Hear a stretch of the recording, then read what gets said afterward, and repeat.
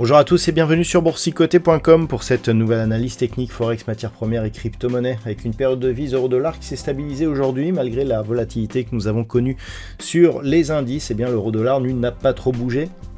On reste donc au-dessus de la zone des 1.1240 mais sans trop remonter ici ou alors d'une manière très faible en direction de la zone des 1.1480.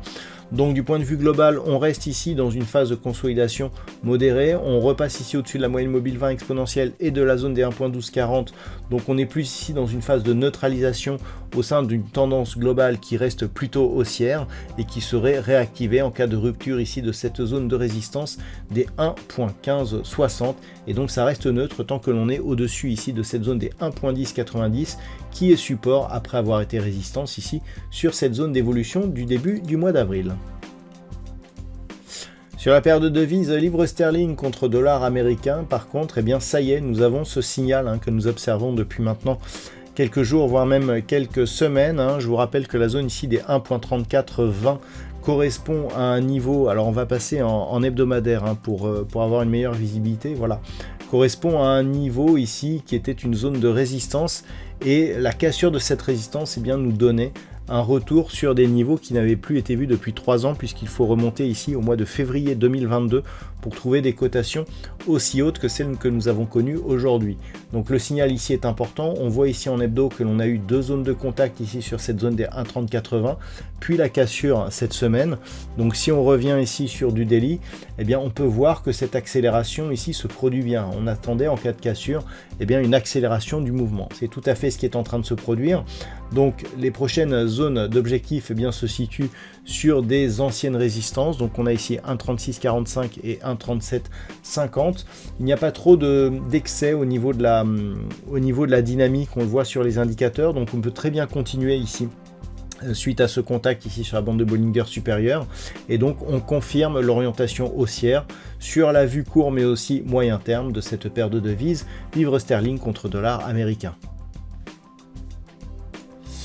Sur l'or, nous avons une configuration toujours de consolidation. Malgré la baisse du dollar, on s'attendait à une cassure ici de cette résistance oblique qui est définie par rapport aux 2 zones de points hauts ici que nous avons sur la phase de consolidation.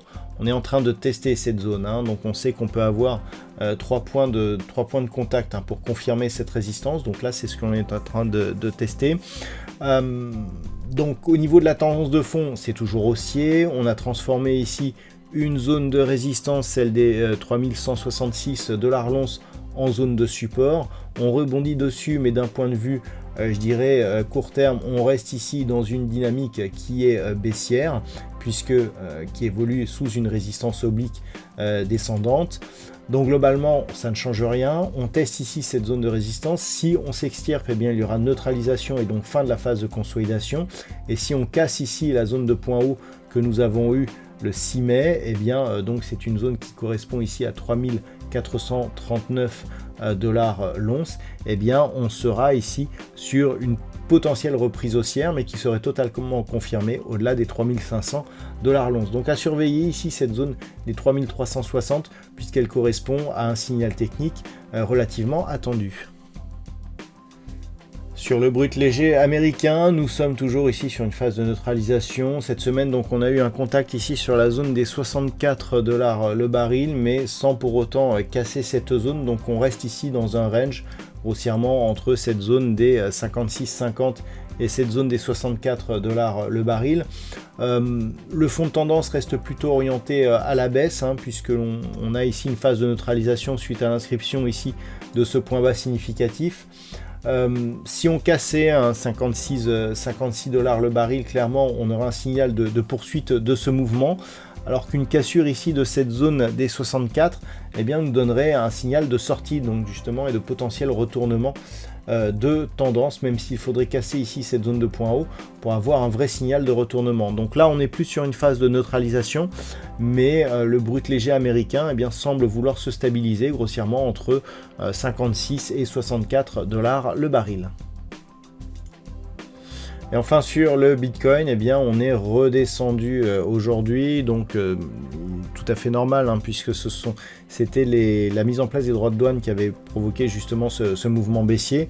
Donc là, eh bien, on avait un mouvement donc, qui avait suivi justement l'évaporation de l'inquiétude, on va dire, par rapport aux droits de douane, donc il est tout à fait normal là que ça baisse.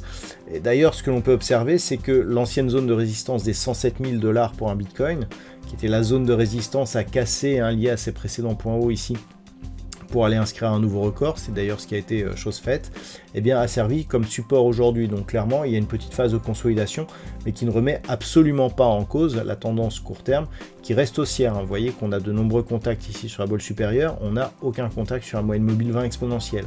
Donc ça correspond à une dynamique potentiellement forte et dynamique. Et donc clairement, tant que l'on est au-dessus de cette zone des 107 000, et je dirais même au-dessus de la moyenne mobile 20 exponentielle, qui évolue actuellement aux alentours des 104 000 $ pour un Bitcoin, en tout cas ça sera certainement le cas le début de la semaine prochaine, eh bien on peut considérer ici que ce mouvement reste dans la globalité de la tendance, et que rien ne nous empêche, tant que l'on est au-dessus des 107 000 $ pour un Bitcoin, eh bien d'aller chercher de nouveaux plus hauts historiques la semaine prochaine. Voilà donc ce que l'on peut dire sur l'analyse technique de ces principaux actifs de marché. Je vous souhaite de passer une très bonne soirée et un bon week-end. On se retrouve dès la semaine prochaine pour d'autres analyses techniques, toujours sur le site boursicoté.com.